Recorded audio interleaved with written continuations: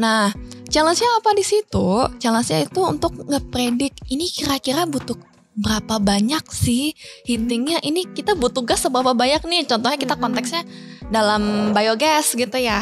Kita butuh biogas tuh berapa volumenya sih? Sedangkan waktu itu aku rasanya masih ada nih hal lain secara horizontal yang banyak aku nggak tahu gitu.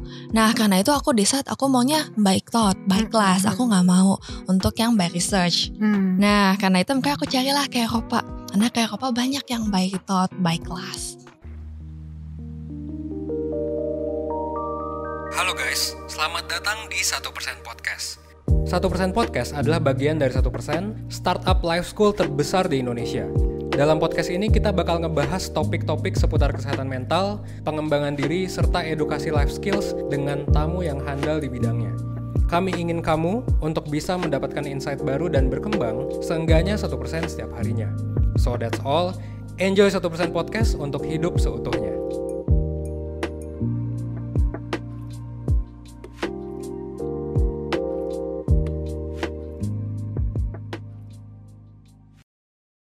Halo semuanya, selamat datang kembali di 1%. 1% adalah media edukasi life skills yang mengajarkan ilmu-ilmu penting yang tidak diajarkan di sekolah.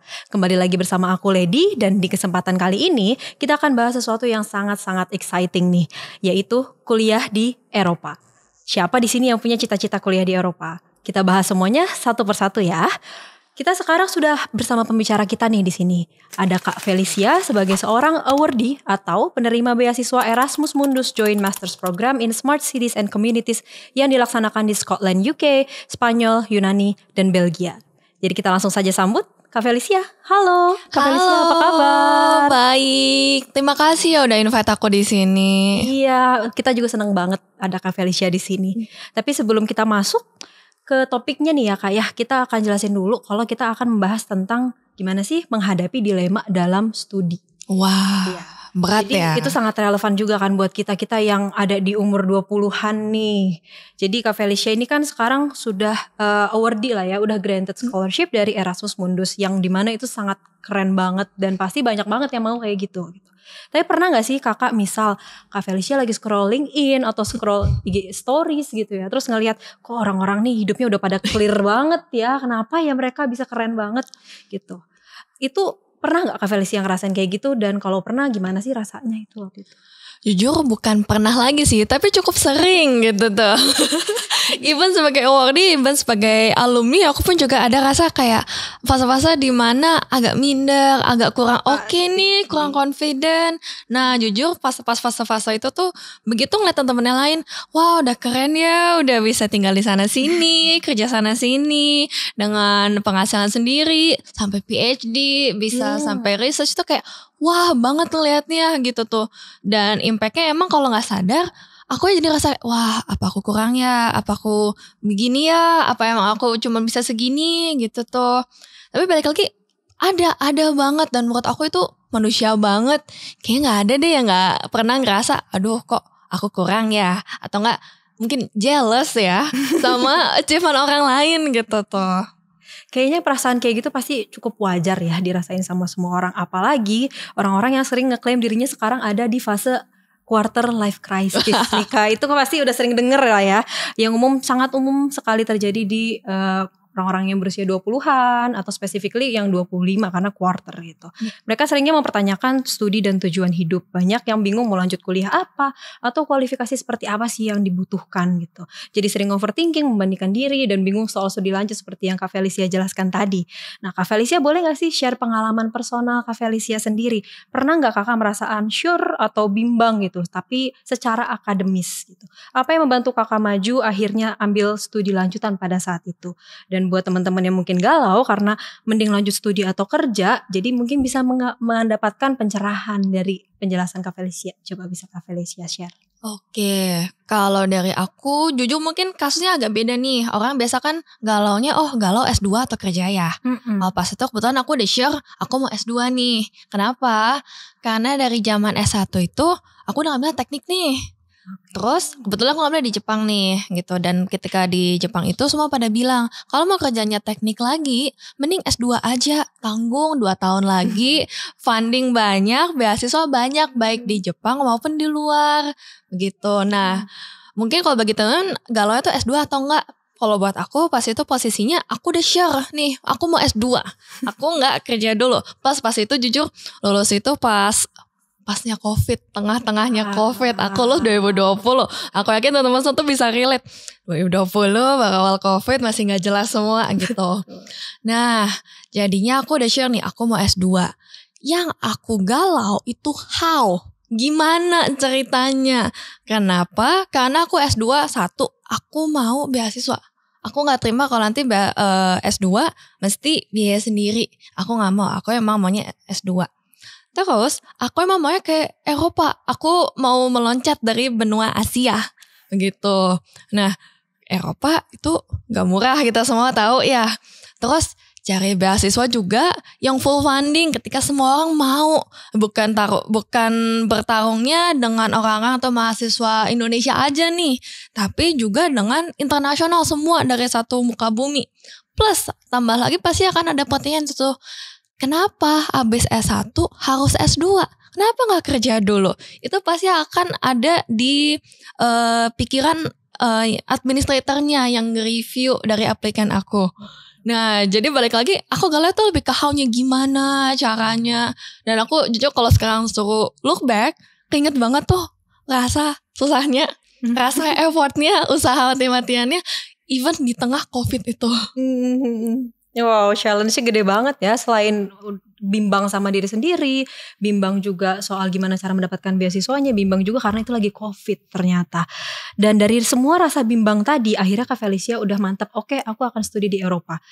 Apa sih yang menginspirasi Kak Felicia akhirnya memilih Eropa, specifically Eropa? Why harus Eropa? Mungkin aku cerita agak panjang ya nih, karena aku mesti tarik balik lagi nih ke edukasi-edukasi sebelumnya. Jadi ceritanya aku tuh lahir di Bekasi. Aku bukan anak Jakarta aslinya, aku anak Bekasi lahirnya. Deket lah. Planet luar kalau kata orang mah, bukan Jakarta itu.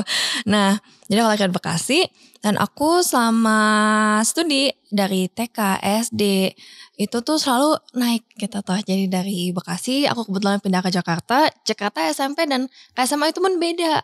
Begitu aku merasa nextnya tuh harus lebih dari yang sebelumnya. Gak terima kalau sama gitu. Karena rasanya yang so far dialamin udah oke, gak gitu challenging banget. Kenapa enggak level up? Kenapa mesti stay atau enggak bahkan downgrade? Nah pas itu posisinya kan aku S1 udah di Jepang. Jepang udah terkenal juga top nih untuk di Asia. Nah aku ngerasa what's next gitu. Dan aku tahu banget Eropa itu terkenal studinya oke, work life livingnya oke. Dan aku gak pernah dengar orang gak happy kalau ke Eropa.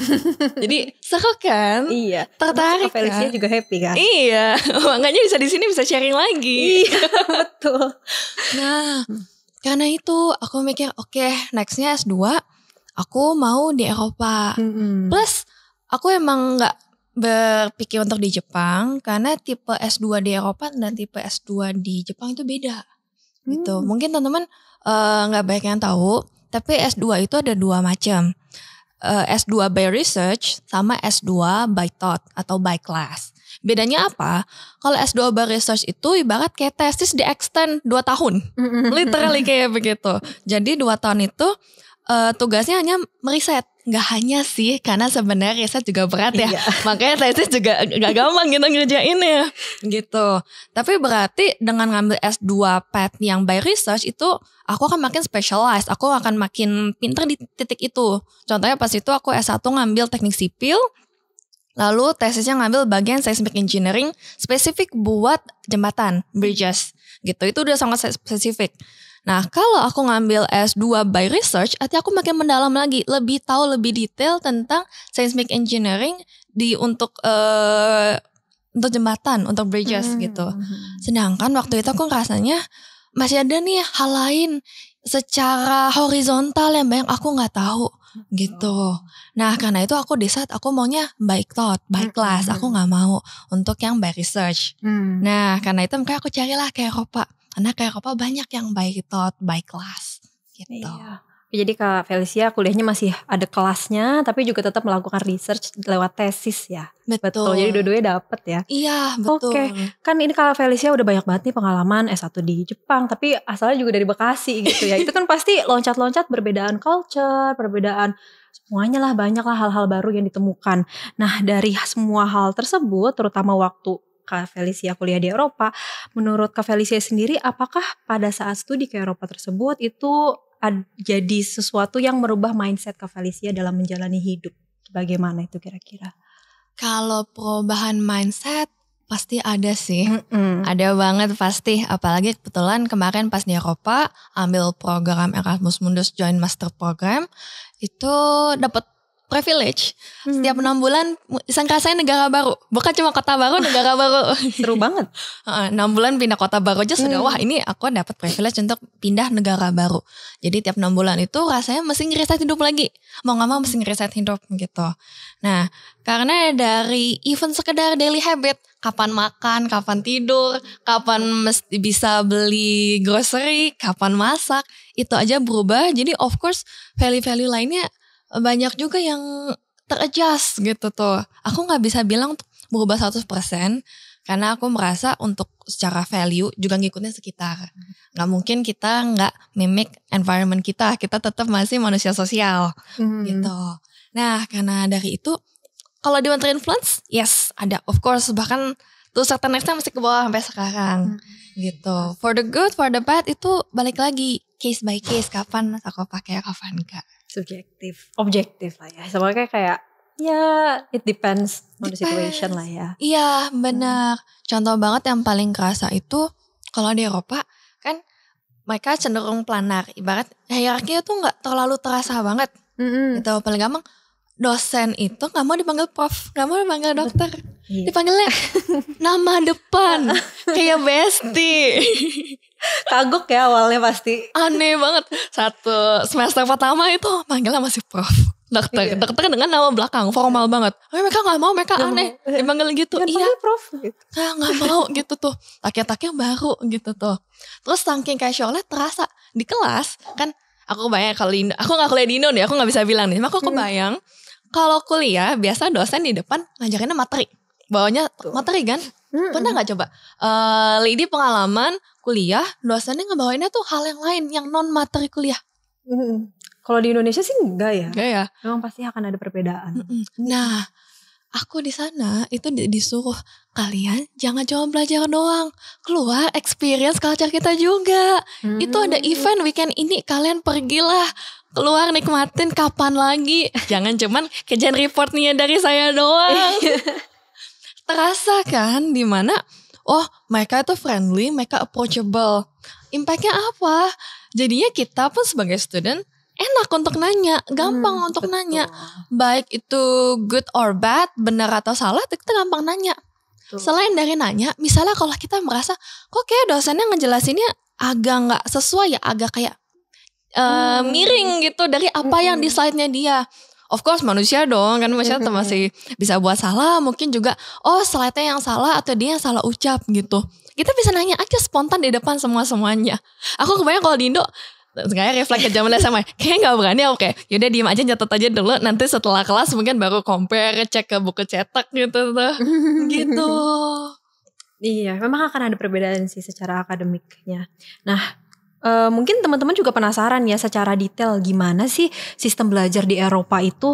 Apakah kakak Felicia sendiri pernah gak sih terlibat di satu proyek yang sustainable, dan sustainable tersebut proyeknya akhirnya sampai sekarang masih kakak Felicia lakuin? Ada gak kira-kira? Wah kebetulan kalau untuk proyek tentang sustainability yang aku lakuin sampai sekarang itu enggak gitu. Karena mereka proyek itu fokusnya di sana, gak ada yang dibawa ke Indo. Karena aku balik ke Indo kan. Namun kalau project yang saat itu aku pegang atau tugas yang aku pegang berhubungan dengan sustainability itu pasti.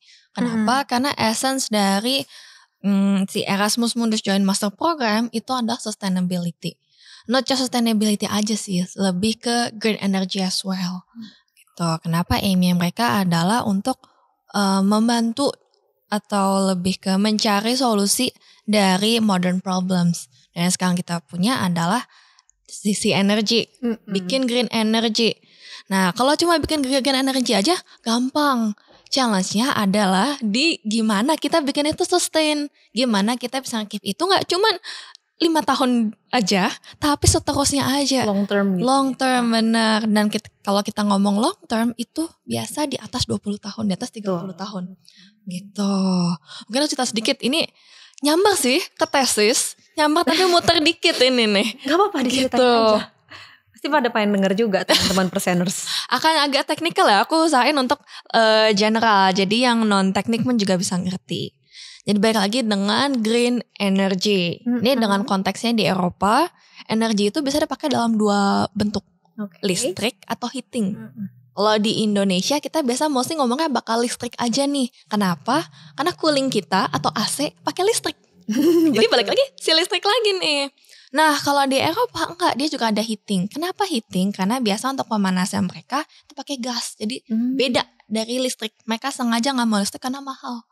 Tidak efisien, jadi banyak yang buang-buang. Percuma kita bayar mahal tapi ruangan kita gak panas-panas karena lama untuk manasinnya pakai listrik. Nah jadi mereka pakai source lain. Paling gampang adalah dengan membakar. Itu udah pasti membakar, atau enggak dengan gas, ada boilernya di rumah gitu. Nah untuk secara sustainability itu mungkin kelihatannya oke, gampang kan jawabannya, oh tinggal ganti biogas. Tapi kadang kalau satu rumah punya satu dan berdekatan itu juga akan boros. Betul. Kenapa perlu boilernya ada 5 biji, rumahnya dempet-dempetan. Bisa jadi di-combine, digabung. Boilernya cukup satu yang agak gede, tapi kapasitasnya buat semua.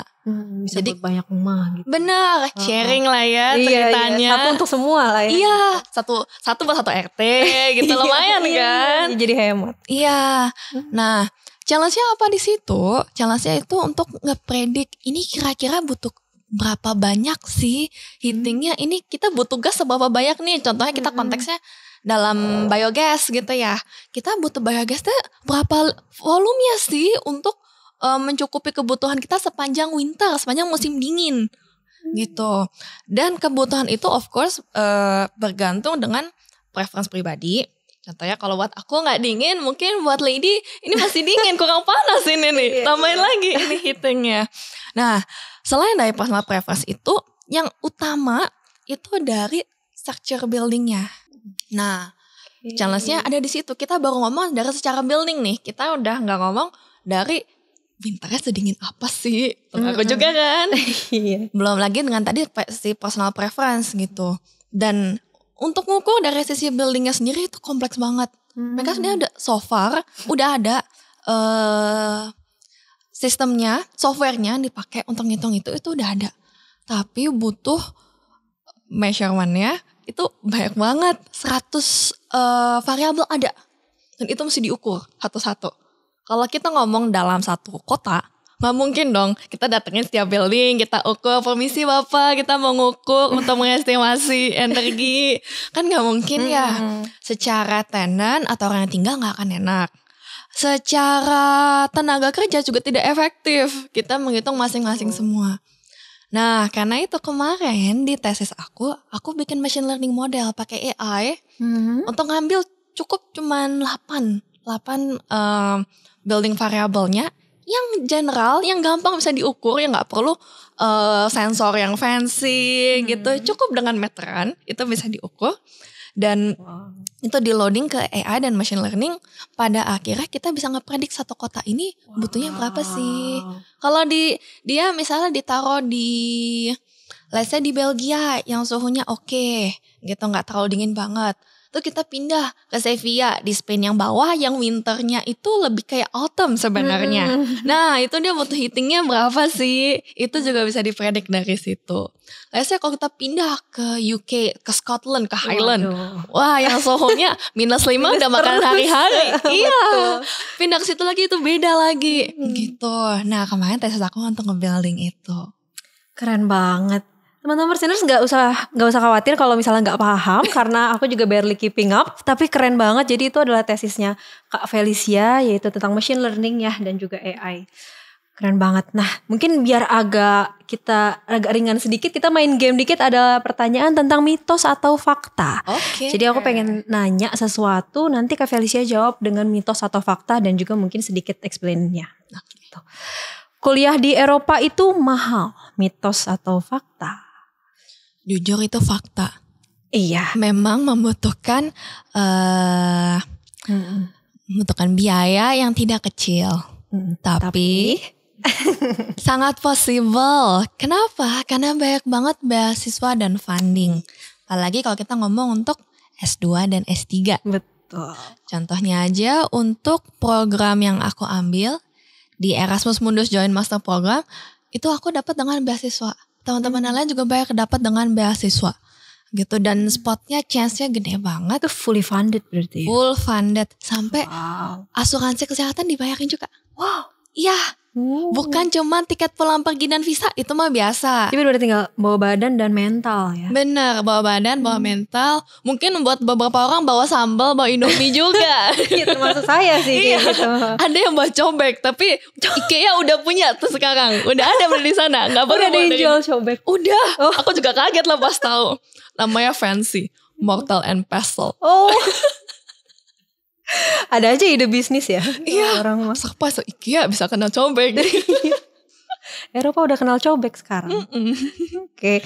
Mungkin itu tadi jawabannya. Jadi memang mahal tapi banyak sekali beasiswa. Yang pasti semuanya berkesempatan ya Kak ya. Betul. Gitu. Untuk pertanyaan kedua, kuliah di Eropa itu harus bisa bahasa lokal. Mitos atau fakta? Wah, itu mitos. Mitos. Oke. Kenapa? Karena satu, di Eropa itu kalau mau S2 terutama bisa dalam bahasa Inggris. Jadi cukup tahu bahasa Inggris, bisa S2 di sana, nggak perlu mau tahu bahasa lokal. Full bahasa Inggris. Full, kelasnya full bahasa Inggris. Gitu. Dosennya pun juga ajar enak dalam bahasa Inggris, tenang, jangan khawatir. Gitu. Oke. Nah, lalu biasa teman-teman pada bertanya, sudah itu day-nya gimana? Saya mau cari makan gimana? Ya kan? Iya, pasti ada yang nanya kayak gitu. Nah, kalau itu memang tuh certain extent kita perlu, tapi tidak harus bisa dari sebelum berangkat. Sebenarnya di Eropa itu bahasa Inggris cukup umum dipakai, tapi untuk day to day tidak semua orang fasih atau lancar bicaranya. Tapi sedikit-sedikit mereka ngerti. Gitu. Selain dari itu biasa, jujur kalau aku ya, aku pas datang di negara-negara yang aku datengin itu, aku kan ke UK, ke Yunani dan ke Spain. Nah, UK bahasa Inggris nih, aman, lancar jaya gitu. Kalau Yunani dan Spain itu mereka kan bahasa lokal, bahasa Yunani, bahasa Spanyol, Yunani apalagi tulisannya alfabetnya kayak equation matematika. Kayak bersama matematika itu. Baca aja susah gitu. Nah, itu aku belajar on the spot pas baru nyampe. Aku gak prepare apa-apa sebelumnya gitu. Itu dari universitasnya disiapkan kursus untuk bahasa lokal? Ada, pas itu ada kelasnya gitu. Tapi aku pas itu gak ngambil, aku belajar nanya. Kebetulan ada teman lokal nih, aku banyak nanya. Ini tuh artinya apa sih? Ini bacanya gimana? Minim kalau let's say aku nyari ayam itu apa sih bahasanya? Aku nyari sapi apa sih bahasanya? Aku nyari susu apa sih? Gitu. Seenggaknya untuk day to day, untuk hidup masih bisa. Gitu. Oke. Banyak juga learning by doing, literally doing grocery, doing ke restoran, beli makanan. Karena menurut aku kalau kita belajar di kelas pun juga banyak yang lupa nanti kalau nggak dipakai. Iya, betul. Iya. Ngomongin learning by doing nih, pertanyaan nomor 3. Kuliah di Eropa itu susah adaptasi, mitos atau fakta? Wah, menurut aku mitos itu mitos ya. Mitos ya. Kenapa Tapi tuh? balik lagi nih, jawabannya akan bergantung ke individu masing-masing. Kenapa? Aku merasa aku orang yang extend comfort zone-nya gampang.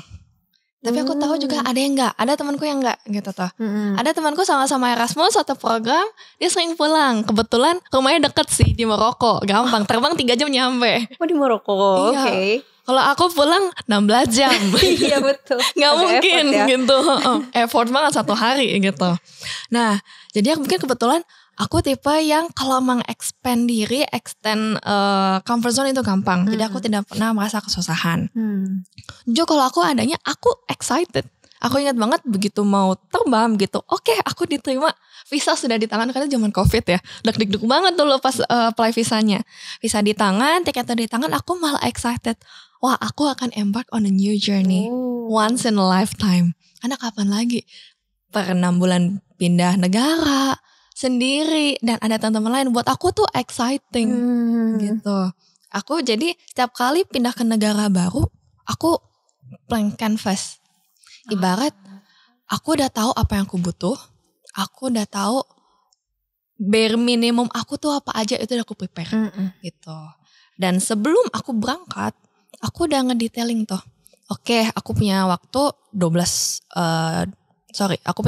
tahun. 2 tahun artinya 24 bulan. Nah, setiap kali kita pindah negara baru, of course kita ada paperwork kan. Baik ketemu dengan teman PPI di lokal, atau ngelapor ke KBRI, atau enggak kita pindah alamat untuk di KTP sementara kita. Banyak tuh paperworknya. Belum lagi nanti ujian, kapan mulai tesis, kapan nanti mesti ngerjain tugas. Nah, sebelum aku berangkat, aku udah plotting itu semua. Aku udah rapiin dalam satu Excel. Oke, bulan ini aku mesti prepare A, B, C, D, E. Bulan depan aku mulai D, E, F. Nanti 3 bulan sebelum berangkat aku mesti ngecekin ini housingnya. Sengaja lihat-lihat 1 bulan sebelumnya bisa mulai kontak-kontak gitu. Nah, jadi di-combine dengan aku yang pas datang tuh kayak aku merasa blank slate, blank canvas. Aku udah tahu bare minimumku apa. Dan sebelum aku berangkat terbang pertama itu aku udah prepare. Aku butuh ngelakuin apa-apa aja. Jadi jujur aku gak merasa takut. Aku merasa kayak oke, what's next? Let's do it. Gitu. Yeah, that's actually a very good mindset sih. Daripada kita merasa takut ketika kita embark on a new journey, kita malah merasa excited ya. Kita kayak ngambil positifnya dari sebuah journey baru itu. Betul. Tapi despite kalau Kak Felicia kan memang sangat independen dan sangat organized gitu. Di sana ada ya komunitas-komunitas internasional kayak perkumpulan pelajar yang bakal mau bantu juga anyway kan ya kalau misalnya kita kesulitan. Ada banget. Di seenggaknya aku bisa bilang bakal ada 3 friend group lah. Aku nyebutnya friend group gitu tuh. Pertama yang udah pasti adalah PPI, Persatuan Pelajar Indonesia. Di semua kota, hampir semua kota tuh ada. Terutama kota ya bahkan kota ya. bahkan bukan negara. Iya, bukan negara. Biasa mereka kalau kotanya dikit, let's say dikumpulin dalam satu negara gitu. Tapi tetap aja akan ada.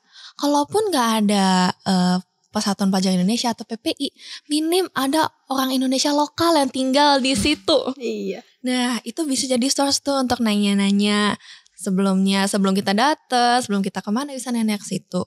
Kalaupun kita butuh minta bantuan bisa di situ juga. Terus yang kedua, Erasmus itu programnya gak kecil. Untuk IMGMD, Erasmus Mundus Joint Master Program, itu kita ada 200 program per tahun ini. 200 program, biasa satu program itu menerima maksimum 3 orang dari negara yang sama. Jadi let's say kalau kuota Indonesia penuh ya, ada 600 Indonesia. 600 orang Indonesia yang berangkat sekaligus. Tapi biasa setahu saya setahun itu paling 200-100 yang berangkat. Tergantung juga karena mungkin tahun ini banyak yang apply, banyak yang diterima sekalian. Mungkin tahun depan lagi dikit nih yang peminatnya untuk S2, jadi akan agak turun. Itu fluctuate banget. Jadi let's say kita ambil 100 orang yang berangkat dari Indonesia dan itu disebar satu Eropa. Itu cukup banyak loh. Banyak sih, banyak banget sih. Iya. Nah itu biasa tuker-tukeran itu. Dari satu batch, satu kali yang berangkat bareng, nanti udah mereka akan split sendiri. Setelah pre-departure, acara pre-departure kita akan split sendiri. Oke, kita yuk bikin WA group untuk Spanyol, WA group untuk UK, WA group untuk Belgia. Nanti akan tukeran di situ. Bisa ya jadi. Bisa. Jadi udah bukan dibilang bisa sih, lebih ke grouping. Ke grouping gitu. Jadi untuk masalah paperwork, nextnya Erasmus gimana? Permudah lah ya. Betul, itu nanya di situ tuh. Biasa itu digabung soalnya dengan let's say yang semester pertama di Belgia, semester keduanya di tempat lain. Nanti yang mereka semester 2 di Belgia bisa ngumpul tuh satu grup itu. Nah, kan jadi yang semester kedua udah bisa naik ke yang semester pertama di Belgia. Begitu. Iya. Nah, itu yang kedua, friend group yang kedua. Friend group yang ketiga adalah teman seangkatan satu program. Dan itu bukan menutup hanya angkatan kita aja. Mungkin kalau satu angkatan sama-sama nggak tahu nih, sama-sama bingung. Tapi juga ada senior yang sudah mengalami. Namanya juga senior. Sudah 1 tahun dulu lah ya, kita bisa nanya, Kak kalau ke daerah ini gimana, kota ini ada rekomendasi akomodasi nggak? Ada landlord nggak yang bisa aku kontak? Gitu. Mereka bisa ada banyak. Jadi sangat helpful ya semua komunitasnya di situ. Betul. Dan ini kita baru ngomong dalam skop kecil nih. Sebenarnya ada banyak lagi. Erasmus sendiri pun juga mereka dari yang non IMGMD juga banyak. Mereka sering ngadain acara. Lokalnya untuk ngadain acara internasional gathering pun juga banyak.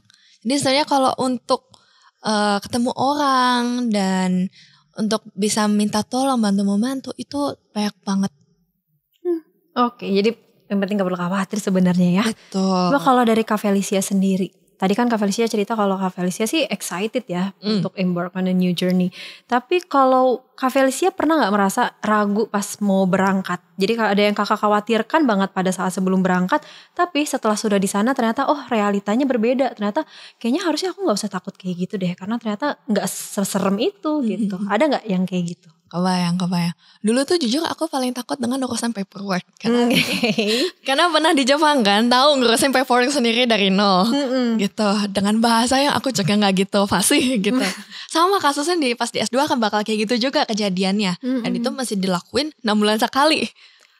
Oh iya, pindah-pindah soalnya 6 bulan ya. Iya. Aku udah sempet, gimana. Terus pasti ngelakuin itu deket-deket dengan ujian. Aduh. Gimana? Udah mau ujian. Deadline numpuk semua. Terus masih ngurusin paperwork gitu. Gimana ceritanya? Nah sebenarnya karena dari situ aku bikin itu si Excel. Yang 24 bulan aku udah plotting. Bulan ini aku mesti kontak ke PPI. Bulan ini aku mesti ini. Jujur karena dari situ aku plotting si Excel itu. Oh. Gitu.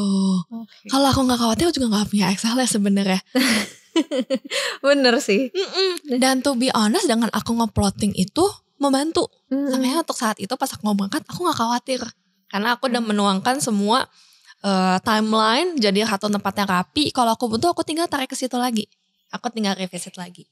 Nah actuality-nya sebenarnya tidak seribet yang aku plotting dari awal gitu ya. Iya benar. Itu kayak kita mikir sendiri aduh ribet. Padahal sebenarnya gak seribet itu. Kalau udah dilakuin. Benar. Ibarat kita ya memang kita yang menjalani. Tapi kita gak sendiri. Gitu. Dari pihak universitas pun baik membantu. Jujur aku merasa terbantu di situ. Karena biasa awal semester sebelum mulai bahkan mereka langsung kirimin oke, ini guide to stay di sini. Itu lengkap. Butuh ngerjain paperwork A, B, C, D, E. Terus masih ke Office 1, Office 2, Office 3, berkasnya butuh 1, 2, 3, 4. Itu lengkap semua di situ. Begitu. Kadang kalau mereka telat, biasa aku yang rajin, aku yang nanya. Karena aku tadi takut, aku paling takut kalau paperwork ketinggalan. Bahaya banget soalnya. Bener, wah ribet banget urusannya kalau ketinggalan. Tapi mereka ada. Kalaupun mereka belum punya updatednya, mereka bisa kirimin tahun lalunya. Jadi kita ada reference. Oke. Gitu. Oke. Nice. Oke. Kan tadi udah ngomongin persiapan ya. Boleh gak sih Kak Felicia sekarang mungkin bagi-bagi apa sih checklist persiapan di sana, dan pada saat di sana pelajaran paling berharga yang Kak Felicia dapat. Mungkin boleh juga sekalian tips and trick untuk teman-teman perseners nih sekarang yang lagi nonton yang tertarik untuk kuliah ke Eropa. Wah, tunggu satu. Tadi 3 ya? Apa iya. Bilang? Checklist persiapan waktu itu kasih Kak Felicia apa aja, terus pelajaran yang berharga yang Kak Felicia dapat waktu di sana, dan juga bagi tips and trick untuk teman-teman perseners yang tertarik untuk kuliah di Eropa. Oke. Mungkin aku mulai dengan persiapan checklist ya. Nah checklistnya untuk apply tuh gampang, gak panjang. Kenapa? Karena application mereka cenderung cukup standar, nggak yang neko-neko yang gak aneh-aneh gitu. Dimana udah pasti akan diminta diploma yang kita udah punya, minimal diploma S1. Lalu pasti akan diminta akademik transkrip. Sudah pasti kalau diminta diploma, gak mana akan diminta transkrip. Dan dua-duanya itu dalam bahasa Inggris. Lalu pasti akan diminta reference letter. Kalau itu tergantung per programnya, ada yang minta 1, ada yang minta 2, kayak sempat ada yang minta 3. Ada yang langsung referee-nya yang kasih, ada yang kita upload bentuknya. Itu macam-macam. Nah terus sudah pasti personal details, paspor gitu pasti akan diminta untuk mereka ngecek apakah kita orang nyata atau hanya berupa nama doang. Terus sudah pasti juga akan diminta CV. Pasti. Gitu. Nah kebetulan pas itu aku apply itu pas langsung. Aku lulus S1 langsung apply. Oh. Jadi sebenarnya CV-nya juga gak bisa diisi apa-apa nih. Baru lulusan S1 doang. Nulis apa di CV? Mungkin bisa organisasi waktu S1. Iya. Atau volunteer work. Nah jadi pas itu karena aku dulu organize tim sama nih PPIF Voka, itu yang aku tulis Kan. gitu, aku isi di situ. Selain dari akademik, tesisnya apa gitu, aku tulis di organisasinya itu tuh. Aku join di PPIF, dulu aku pernah jadi student ambassador juga, itu yang aku isi di CV-nya. Nah tapi basically pas itu S1 ya itu aja CV-nya. Beda mungkin sama kalau yang kerja ya, macam-macam gitu. Nah menurut aku yang berbobot karena susah nulisnya itu adalah si motivation letter. Oh iya sih bener. Kayak essay ya. Iya. Sebenarnya kalau essay aja gampang. Yang bikin susah ini dia itu isinya harus motivasi kita. Kenapa kita mau join? Nah, mulai dari mana ini tulisnya? Saya ngebahasnya dari mana? Dari kecil kah? Atau dari SMA, dari S1 apa aja gitu tuh. Nah itu dulu challenging gitu. Lah aku sering banget ikut acara-acara, seminar, webinar. How to write a compelling motivation letter. Itu setiap kali kalau ada aku ketemu yang online langsung ikut. Iya. Masa aku di Jepang kan pas itu posisinya. Jadi kebanyakan dari Indonesia banyak gak masuk. Jadi begitu masuk aku join. Aku ingat banget dulu aku join satu dari kayak PPI Edinburgh deh. Aku lupa karena aku ingat banget orangnya. Aku sempat ketemu di Edinburgh. Dia jangan jadi PhD gitu tuh. Ingat banget yang dia tuh ngomong gini, untuk bikin motivation letter itu butuh banyak semi berhayal, semi connecting the dots gitu. Dari apa yang tidak connect terus kita mikir gimana cara connectingnya, karena emang gitu. Gitu karena susah kita tahu nih gimana menuangkannya dalam kata-kata dengan runut dan dengan tulisan yang bagus, itu susahnya. Nah jadi kita butuh connecting the dots. Nah aku ingat banget dia bilang, ya jadi teman-teman yang biasa dapat inspirasi kalau pas ngopi, banyak-banyaklah kalian ngopi. Kalau yang dapat inspirasi dari nge-gym, ya banyak-banyaklah kalian nge-gym. Karena aku ingat banget dia bilang gitu, karena ya benar gak salah gitu tuh. Jujur pas itu, pas aku posisinya masih bikin, aku pas dengar kayak, ya susah banget, enak banget ya ngomongnya ya. Iya. Enak ya, banyak-banyak lah nge-gym, ngopi ya enak sih ngomongnya. Tapi ngelakuinnya, aduh susah tetap aja kayak apa ya? Dapat inspirasinya tetap. Iya, balik lagi. Sebenarnya udah tahu harus lakuinnya gitu. Tapi datang webinar berharap dapat pencerahan. Tapi pencerahannya malah bilang kalian carilah pencerahan. Tetap aja looping di titik yang sama gitu. Nah, paling kalau dari preparation itu mungkin itu udah nyamber ke tips ya, tipsnya. Tips and triknya ya tips untuk teman-teman presenters ya. Iya, nyambung ini nih gitu. Dia palingnya itu banyaklah merefleksi. Dan aku inget bikin motivation letter itu nggak bisa dikebut. Sorry, aku koreksi. Bikin motivation letter yang bagus itu nggak bisa dikebut. Kalau motivation letter jadi aja bisa dikebut. Sehari semalam kalau yang biasa SKS bisa gitu. Terus ngebut semalam bisa. Akan jadi.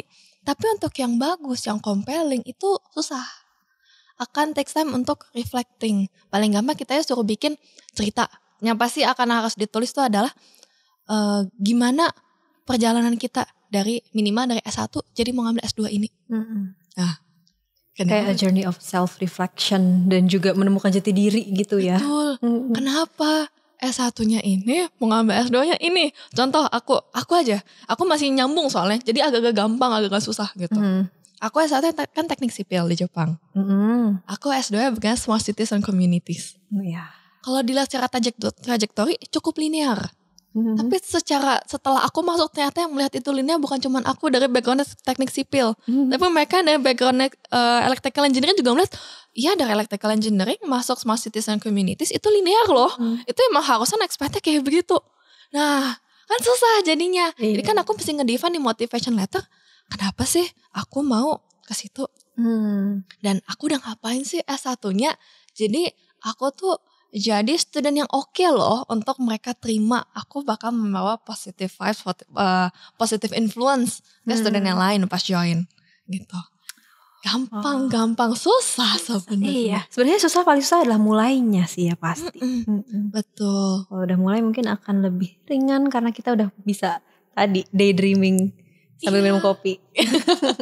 Tapi hati-hati kalau udah malam, kita bisa tidur. Nggak tidur, udah nggak daydreaming lagi. Oke, tadi semua tips and triknya dicatat ya, Perseners. Udah bagus banget tuh Kak Felicia, udah jelasin secara detail banget. Nah, terus Kak Felicia pernah gak sih ngerasa homesick, takut, culture shock, terus kayak ngerasa bingung. Ada gak sih tips mental well-being untuk mengelola ekspektasi dan juga mencari support network pada saat di rumah? Kalau homesick kebetulan enggak nih. Kebetulan enggak. Keren juga. Kebetulan gitu tuh. Mungkin juga karena di sono selalu mencari trying to build a home.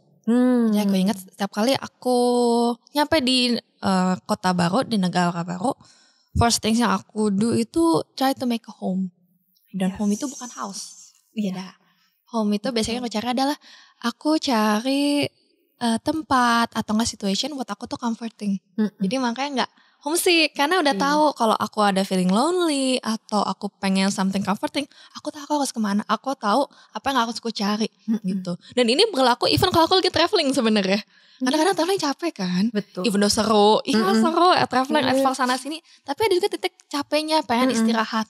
Itu pun juga aku cari comfortnya. Ini di awal sebenarnya tanpa aku sadar sih, aku baru tahu begitu aku looking back gitu tuh.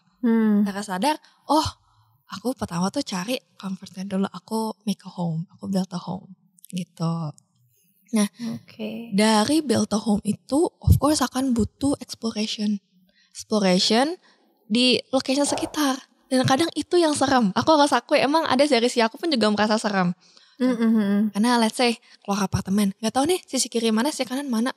Plus kita gak ngerti bahasa lokal ya, gak gitu ngerti bahasa lokal gitu tuh. Takut, nanti takut menyinggung. Nggak, kalau salah, malu. Malu gak enak kan. Gak enak take space gitu tuh. Worry lah ya, kita ada rasa worry over things that we cannot control gitulah ya. Iya, benar-benar. Nah, beraniin diri untuk melangkah ke situ. Itu sih, itu yang sangat membantu. Di ibarat lainnya itu gray zone, ibarat kita mau jalan ditutup mata, nggak tahu kemana, nggak tahu ini apa, karena persis, terutama kalau di Yunani nggak bisa baca, nggak ngerti. Kalau Spanyol mungkin masih gampang ya, jadi kira-kira mirip-mirip kayak bahasa Inggris gitu. Yunani plus nggak bisa baca gitu tuh. Itu beneran kayak melangkah tapi matanya ditutup, melangkah lagi lampu mati, nggak punya center gitu tuh. Nah, ada jadi ngeberaniin diri aja gitu tuh. Ke grocery pelan-pelan dan sambil belajar melangkah, ngeberaniin diri untuk melangkah, juga giving extra grace ke diri sendiri gitu. Kenapa aku bilang giving extra grace? Karena namanya kita di tempat baru, artinya kita mesti mencari semua yang baru. Jadi jarang banget tuh kita ketemu something yang familiar, yang kita udah comfort. Nah, artinya setiap kali ketemu itu need extra energy. Dan sometimes emang kita gak ada gitu. Sometimes for some reason lagi gak ada, lagi habis gitu tuh. Nah, situ-situ tuh yang aku pakai giving myself extra grace gitu. Karena kalau di push tuh bisa, tapi sometimes not necessary gitu. Situ aku give extra grace. Aku jadi mendapatkan balance-nya. Aku tetap push tapi juga ada sisi untuk bisa relax, untuk santai dan recharge. That's a nice insight. Jadi build a home ya, dan home itu bisa dalam bentuk apa aja, nggak harus rumah gitu. Oke, seru banget sih tadi udah diskusinya. Nah, ini sesi pertanyaan. Kita udah menerima 3 pertanyaan dari Perseners nih Kak. Yang pertama, gimana sih, ada nggak tipsnya untuk lolos beasiswa kayak Erasmus atau lebih gede lagi kayak LPDP misal, atau lebih umum lagi misal beasiswa-beasiswa yang lain? Kak Felicia, ada nggak tipsnya untuk lolos beasiswa-beasiswa tersebut? Mungkin utamanya Erasmus ya. Kalau tipsnya selalu balik lagi ke strengthen your application. Kenapa? Karena kalau kita worry dengan yang lain, kita lupa strengthnya kita. kita lupa kita oke atau enggak. Dan juga mereka akan selalu ngeliat lagi, mereka akan milih the best of the best. Jadi kita pun juga harus present the best version dirinya kita.